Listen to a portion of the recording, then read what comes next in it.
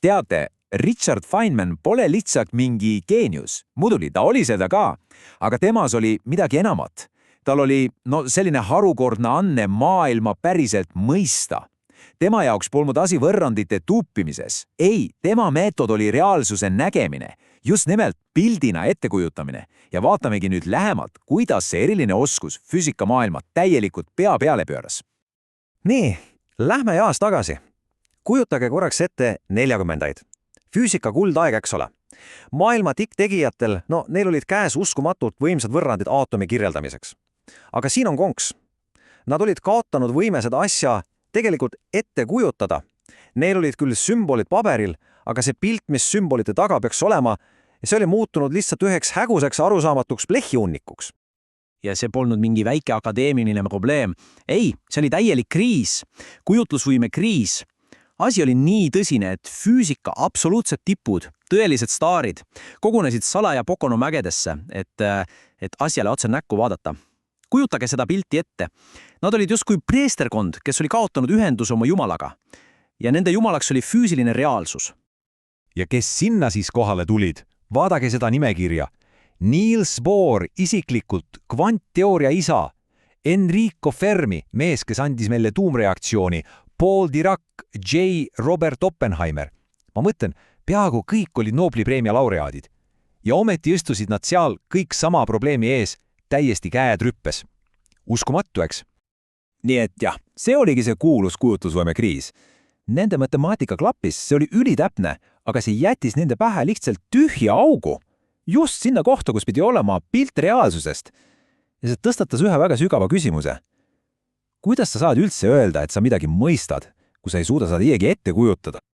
Ja nüüd läheb asi huvitavaks, sest selle kriisi lahendus ei peitunudki järgmises geniaalses valemis. Ei, see tuli hoopis ühest täiesti uuest mõtteviisist. Ja selle mõtteviisi juured, need viivad meid ühe poisi lapsepolve. Poisi, kes parandas raadioid, mitte ainult kruvikereaga, vaid mõttejõul. See poiss oli muidugi noor Richard Feynman. Oma kodukootud laboris oli ta nagu väike võlur.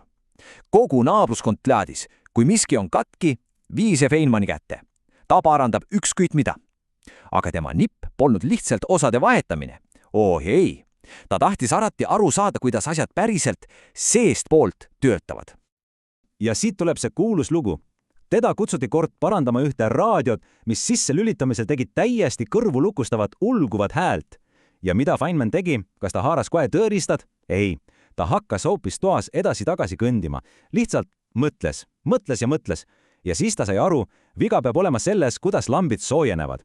Ta vahetas 2 lampi omavahel ära, lülitas raadio sisse ja täielik vaikus. Probleem lahendatud.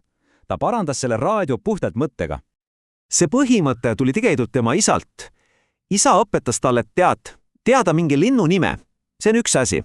Aga mõista, miks see lind just niimoodi käitub. Miks tal on just sellised suled? See on midagi hoopis muud. See on päris mõistmine. Ja just see nõudmine, see tung sügava, fundamentaalse arusaamise järele, see oligi kogu Feynmani meetodi tuum. Ja nüüd tuleme ringiga tagasi, sest just selle sama mõtteviisi, selle raadioparandaja loogikat, võttis noor Feynman endaga sinna Pocono konverentsile kaasa. Ja seal, selle füüsika preesterkonna ees, astus lavale mees, kes ei pakkunud neile uut võrrandit, vaid täiesti uue viisi, kuidas maailma näha. Ja see kontrast, see oli lihtsalt rabav. Mõelge korraks.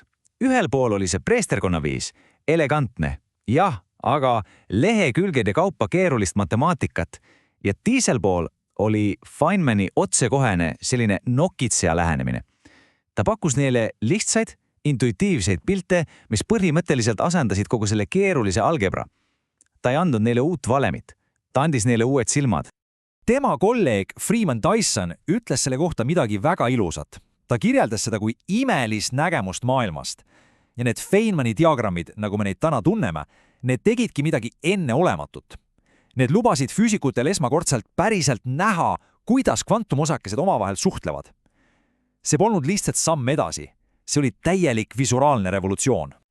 Aga see oskus, see anne, näha otse probleemi tuumani, see ei piirdunud sugugi ainult füüsikaga. Feynmani meetod oli see oli universaalne. ja vist parim näide sellest tuleb hoopis tema ajast Los Alamosses, Manhattani projekti kallal töötades. Just seal sai temast kurikuulselt osav seifi muukija. Mõelge nüüd sellele. Käimas on maailma ajaloo kõige salajasem projekt, ehitatakse aatompommi. Ja mis Feynmanile huvi pakub, mitte niivõrd pomm ise, kuivõrd arhiivikappid ja nende lukud. Tema jaoks oli see lihtsalt üks järjekordne mõistatus. Puhas, mänguline uudishimu, mis oli segatud täiesti halastamatu loogikaga. Ja see, kuidas ta seda tegi, näitab tema meetodit lihtsalt ideaalselt. Mis ta tegi? Esiteks, ta observeeris. Ta üritas mõista aluspõhimõtteid, antud juhul inimeste käitumist. Teiseks, ta otsis mustreid. Ta taipas, et füüsikud, nad on üsna ettenäguvad, kasutavad matemaatilisi konstante ja nii edasi. Ja kolmandaks, ta kasutas loogikat, et vähendada tuhandetest kombinatsioonidest alles vaid käputäis. Geniaalne, eks? Ta ei murdnud seife juuga lahti, ta mõtles need lahti. Hüppame nüüd ajas palju aastaid edasi, sest see sama meetod, see oskus leida keerukuse tagant üles üks ja ainus lihtne füüsiline tõde, pandi proovile Feynmani elu vist kõige dramaatilisemas ja avalikumas hetkes. Juttu muidugi kosmosesüstik Challengeri katastroofi uurimisest. Pärast katastroofi oli õhk paks ametlikust selgitusest ja bürokraatlikust keerutamisest. Räägiti anomaaliatest ja aktsepteeritavatest riskidest. Aga Feynman ei hoolinud sellest sõnavahust. Teda huvitas füüsiline reaalsus. Ta tahtis teada ühte asja, mis päriselt juhtus. Ja siin on see kõige uskumatum osa. Keset miljardide dollarite väärtuses tehnoloogiat, lõputuid skeeme ja pakse aruandeid, teate, mis olid Feynmani tööriistad? C-klamper ja klaasitäis jäävet. See on kõik ja just selles peitubki kogu asja geniaalsus. Selle katastroofi keskmes oli tegelikult üks väga lihtne füüsikaline põhimõte. Süstiku kütusepaakide tihendid, need olid tehtud kummist. Ja need kummist oorüngad pidid olema elastsed, et nad suudaksid paisuda ja takistada kuuma gaasi väljapääsu. Nii lihtne see oligi. Ja siis keset ametlikku kuulamist kaamerate ees tegi Feynman oma kuulsa eksperimendi. Ta võttis tükki sellest tihendimaterjalist, surus selle C-klambriga kokku ja pistis selle otse jäävette. Mõne hetke pärast võttis ta klambri ära ja mida kõik nägid, see kumm ei võtnud oma kuju tagasi. See oli külmaga muutunud jäigaks, kaotanud oma elastuse ja selle ühe lihtsa liigutusega lõikas ta läbi kogu bürokraatliku udu ja näitas tervele maailmale seda lihtsat füüsilist ja traagilist tõde. Lõppkokkuvõttes, teate, Feynmani tõeline pärand ei olegi ehk tema Nobeli preemia või need kuulsad diagrammid. See on midagi palju sügavamat. See on tema filosoofia. See on õppetund sellest, kuidas me peaksime mõtlema, kuidas me peaksime õppima ja kuidas elama. Sest tema jaoks ei tähendanud tarkus seda, et sa tead kõiki vastuseid. Ei, vastupidi. Tõeline teadmine tuleb sellest, et sa julged kahtleda. Et sa aktsepteerid ebakindlust. Ta pidas seda täiesti normaalseks. Lõppude lõpuks on ju see kogu teaduse tuumeks. Olla alati valmis tunnistama, et äkki ma eksin. Ja see viib meidki vist kõige olulisema mõtteni. Feynman ütles, et ta ei karda mitte teadmist. Tema jaoks ei olnud see midagi hirmutavat.